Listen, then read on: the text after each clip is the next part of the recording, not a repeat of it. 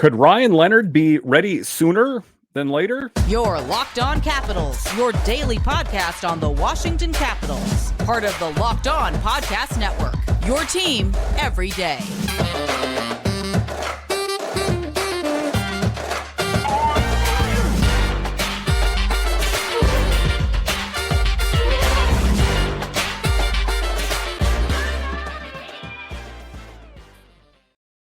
Well, hello and welcome into this edition of Locked On Capitals. I'm so glad you decided to join me today. As always, this podcast is free and available on all the major platforms, including the SiriusXM app and on YouTube. And I want to thank you for making this your first listen each and every day. My name is Dan Holme. You can find me on Twitter. It's at DanCaps218. You can find the show on Twitter. It's at Locked On Caps. And the best way that you can help grow the show is to go over to YouTube and subscribe to Locked On Capitals and comment anything down below. In today's episode of Locked On Capitals, we talk about Alexeyev. This was supposed to be the season of Alex Alexeyev, and then Joel Edmundson came. What does that mean for those two? Then later in the show, we will talk about Ryan Leonard, who was drafted this last season here, or this last month rather, and what ultimately is the trajectory for him. When can we expect to see him on the big team? We'll talk about that, but just to get it going here, there are some intriguing names that are out there swirling. Would they be a good fit on the Capitals? Where are they ultimately going to fit? And one name that has been circulating out there is Matt Dumba. In all clarity here, I am recording this in July, so a lot could change between now and the start of the season, or ultimately when this program airs. But for right now, Matt Dumba is an intriguing name. And would he be a good fit for the Capitals? A defenseman. There's not a lot of room on the blue line for the Capitals, so I ultimately don't know how it would work. But Matt Dumba is an intriguing name and a dynamic defenseman. I think the Capitals would have a hard time, saying no if the opportunity presented itself. And this, of course, emanates where a lot of different things emanate from. They emanated from the 32 Thoughts podcast. And, would Matt Dumba be a good fit on the Capitals? Friedman said Washington is one of the teams that has kind of let it be known that they are prepared to make a move in their top six. And it's a hockey trade. They're not looking for a salary dump. Now, it's not going to be Tom Wilson, because a lot of times people were speculating that, potentially Tom Wilson could get moved. And why? Because he retains a great value. The free agency frenzy is done and over with. However, there are still names on the open market. The groundwork has been laid by every GM, but there is still more to do. NHL rumors are flying around like clockwork. Today, we're talking about the Caps, of course, and what that means for the big team and how different it's going to look. If there's one word to describe the salary cap has done for managers, it's frustrating. It is. There was not a lot of flexibility for the Caps during free agency. That is why they only selected Max Pacioretty and Joel Edmundson. And I think they wanted to do more. I think a lot of teams wanted to do more. There was just not a lot of flexibility. And ultimately, I think the Pacioretty thing was a good thing. $2 million guaranteed, $2 million more with an incentives. 6 times in his career scored 30 goals. XX Edmundson, 50% salary retention by the Habs. Good moves, solid moves, but there could be more. And I still think the Capitals need to do more if they want to be competitive in the Metro Division. They've made some good moves. Are they enough to be amongst the best of the best? I still think there's some more work that needs to be done to create space. The team would need to move a hefty contract with only roughly $800,000 to work with. Doing that would be a huge thing for the club. Tom Wilson is an obvious candidate, but the club may want to keep him beyond his season. And I would be most surprised at this point if Brian McClellan moved Tom Wilson, despite the daggers that he shot at all the Caps beat writers when they brought it up. I believe it was Tarek El-Bashir. Had a very serious look in his face. And, players that used to play with Brian McClellan in his playing days said, you don't want to see that face from him because he's serious. And he's, when he gets mad, he can be a guy to be reckoned with. So with all that knowledge being known, I would be pretty surprised if they moved on from Tom Wilson. I don't think it's the case. I've never wanted it. I just think to do my due diligence for the show, I have to talk about the things that are being said about what I revere as the future captain. 2 players that come to mind are Kuzi and Mantha. Mantha has 1 year left on his current deal, and Kuzi has 2. Furthermore, they both carry cap hits north of $5 million. Moving players such as these two will not be easy. Kuzi had a strong season with 12 goals and 55 points, but we know he's hot and cold. 2 seasons ago, he rounded out the top 3 with Tom Wilson and Alex Ovechkin, respectively. In addition, his 43 assists were the most of any Capital player on a contending team. He slots in nicely down the middle. However, he does have problems with his contract, and we know that he said that he wants out of DC, even though we've heard people say that he's kind of rebutted it. But then Mike Vogel said yes, he in fact did say it. Mantha had 27 points this season. It leaves much to be desired, but a change of scenery can get his game going. I'm not totally on, jumping on Anthony Mantha. I could see that if there was an upgrade wanting to move him, of course, but he is a player that has had a history of playing well. Could they, find that history within Anthony Mantha again? I still think that if they cannot get a good return on him, that they try to get a good look with Anthony Mantha under Spencer Carberry in the new coaching system. I think it's worthwhile because sometimes you see teams get desperate and they move players just to move players because there's a bad stink in the locker room when they're around. And Anthony Mantha, I guess, would be one of those guys that there's a bit of stink around him, that some people say that, he's damaged goods and, his best days are behind him. I don't know if that's all necessarily true. I think he had a rough go of it last year, but I think that it's worth another go around. He has 1 year left on his deal. So unless there's going to be an upgrade, and let's face it, you're not going to get much of an upgrade with Anthony Mantha, unless you bundle him together in some sort of deal where you send him out of town, with a prospect or another player. But Anthony Mantha in and of himself is not going to fetch a major return. So I think they should hold on to him. So what ultimately does this mean for Dumba? Plenty of key players have found new homes for themselves. One player that still remains on the market is Matt Dumba. The latest NHL rumors swirl around his next destination. 2 teams have been mentioned as potential landing spots for the veteran defenseman. Those are the Toronto Maple Leafs and the Arizona Coyotes, but also rumblings from the Washington Capitals. The Maple Leafs had discussions about signing him. However, they are well over the salary cap and have to make moves to be compliant. Adding defenseman Matt Dumba could help boost their end. Where would he fit in with the Capitals? Of course, again, there's not a lot of positions available for the Capitals on the blue line in particular, as most of the blue liners are under contract, and it seems like all the spots are spoken for. So, but if you could find a way to maneuver something, say you were able to get Mantha and package him in a deal with a prospect or a roster player and move him out of town to get Matt Dumba, give me the piece of paper. I'll sign off on it myself. But a long shot suffices to say, and a lot can change, but between the time that I record this and the time that it airs, usually just in all transparency in the off season, I usually try to record about 3 or 4 days in advance, just so I can kind of take advantage of the summer a little bit here. But my pledge always to you is that if there's big breaking news, I will always stop what I'm doing and record a new episode. But in these, what I call the dog days of the summer for the NHL, sometimes it's easier to kind of do those in advance a little bit. So that is why I'm talking about pontificating about what could, what should, what would be, what would make this Capitals team better. And there are some moves that I think need to be made. I still think they need to make moves for scoring. But Matt Dumba, a defenseman, has played a solid career. Again, it's not going to be an easy thing to do. And it seems like there's some other teams that are also vying for his services as well. But it's one of the fun things to talk about in the offseason, isn't it? These big intriguing names like I've talked about Nylander and other players. Wouldn't it be funny if the Caps could land someone like a Matt Dumba?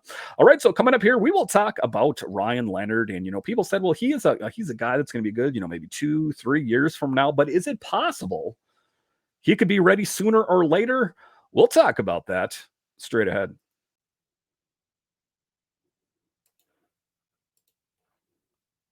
Take your first swing at betting MLB on FanDuel and get 10 times your first bet about in bonus bets up to $200. That's right. Just bet $20 and you'll land $200 in bonus bets. Win or lose, that's $200. You can bet on betting everything from the money line to the over-under to who you think is going to hit the first home run, all on an app that's safe, secure, and super easy to use. Plus, When you win, you get paid instantly. It doesn't get any better than instantly. There's no better place to bet on MLB than FanDuel, America's #1 sports book. So sign up today and visit fanduel.com/locked on to get up to $200 in bonus bets.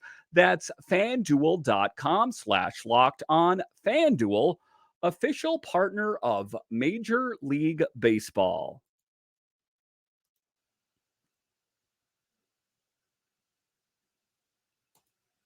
All right, welcome back into this edition of Locked On Capitals, part of the Locked On Podcast Network. Your team every day. Make sure and subscribe or follow Locked On Capitals wherever you find your podcasts and on YouTube, as I have a lot of great guests lined up for you this summer. Not to mention that training camp isn't too far away, and I will have you guys covered every step of the way, including next season. All right, in this next segment here, we are going to talk about Ryan Leonard. As we know, in this year's draft, they selected him 8th overall in the first round. What does it mean for the Capitals? People thought, he looks good on paper, but how's that going to translate? And then he went to camp there with some of the other younger players, and everyone was talking about how his shot is, his shot is hard, his shot is accurate, and his shot is elite.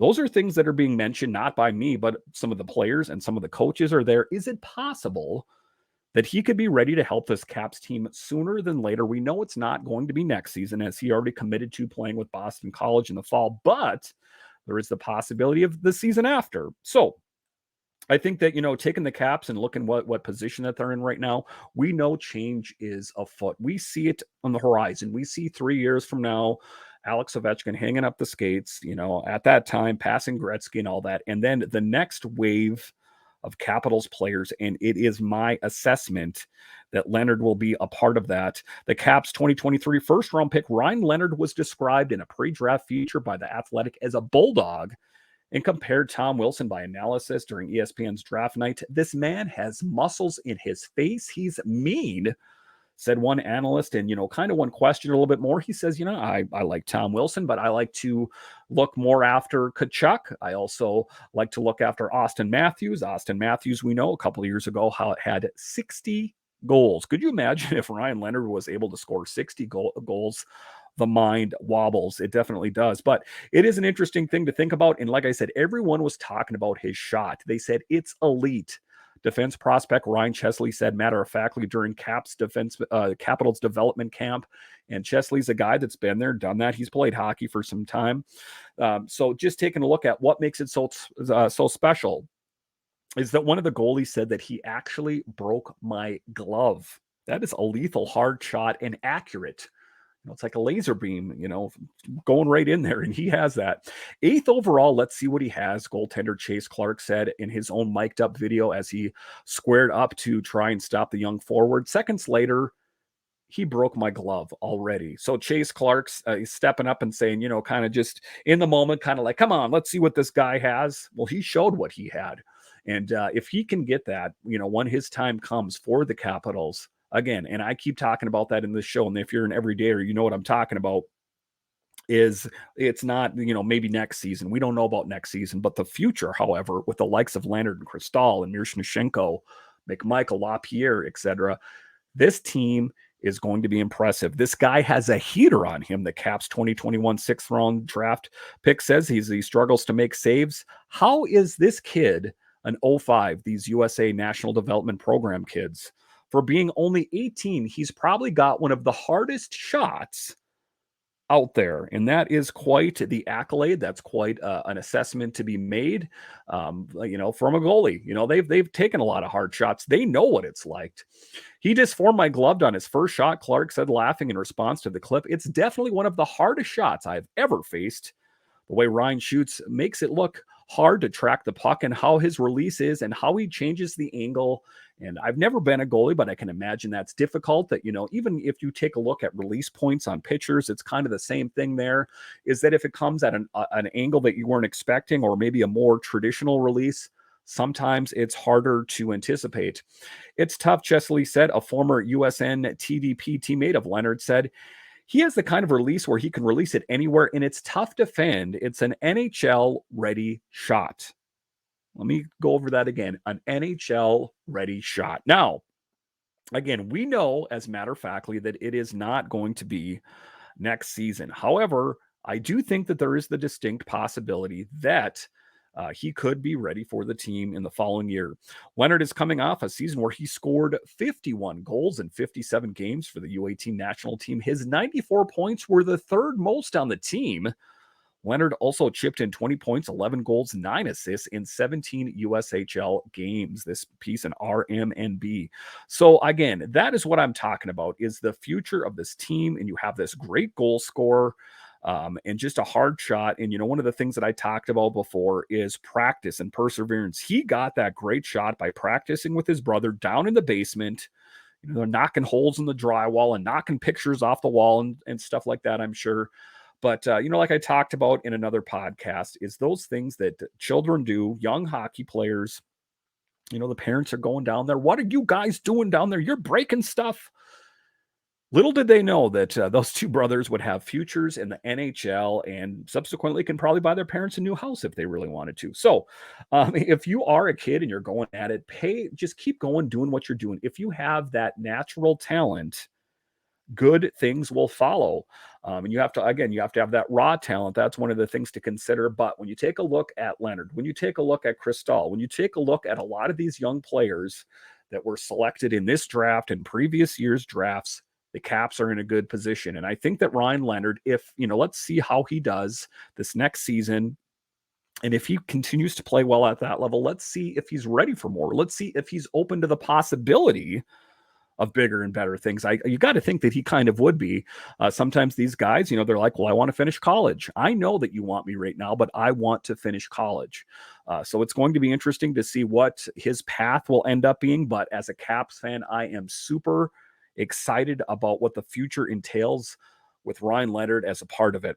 All right, so coming up here, we will talk about Joel Edmundson, one of the players that was signed during free agency, a rugged defenseman, like 6'5", 220 pounds.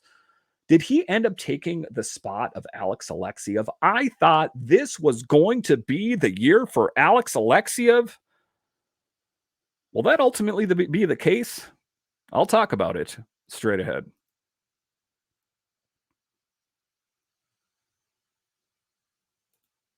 All right, welcome back into this edition of Locked On Capitals, part of the Locked On Podcast Network, your team every day. So in this next segment here, we are going to talk about the Caps blue line. As I talked about, Martin Ferravari got his extension. We talked about Van Riemsdyk got his deal done, and Jensen. And the blue line seems like is, for the most part, spoken for. We thought that maybe this year was going to be the year for Alexia. But what is one of the things we know? Before I go down, in a rabbit hole and start going off on some, tirade here, I'm going to say that, the Caps blue line did face quite a bit of injury last season. And it was from the likes of Gustafsson, who really stepped up and proved his worth, that the Capitals did better than they could have done. So I think that at the end of the day, there is still the possibility that this could be the season for Alexeyev. I think that Edmundson has an advantage over him, of course, just based on his history, but there are some question marks that surround Edmundson as well. Back issues, most notably. So what does that mean for him? I think that, everything that I've heard is that those back issues are in the rearview mirror, that he is past those things, and that the arrow is pointing up. So Alexeyev, again, we talked about that it was going to be his year. It was my belief that it was going to be his year, but now things seem to be a little bit different.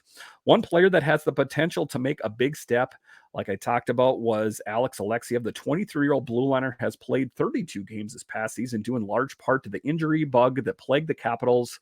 Washington signed the Russian defenseman to a 2-year, one-way contract extension in the offseason. So barring a trade or waiver, he will be with the big club all season. But my big problem, the biggest problem that I have, is he going to be the 7th defenseman? Nothing will stunt or stymie the growth of a young player and kind of just their will to do great things than watching the game from up in the press box, being a healthy scratch night in and night out. Those are the difficult things. I know that there's a chance that they could kind of rotate those players through. I hope that's the case. The 6'4" defenseman was utilized heavily after the trade deadline from March 1st till the end of the season. Alexeyev had 3 assists and was a plus one. However, former head coach Peter Laviolette used him sporadically in a lot of on-the-fly shifts. And, an interesting thing was said by a former Cap, Dmitry Orlov, and he was, felt the ability to speak candidly after he left, is that he was surprised that Alexeyev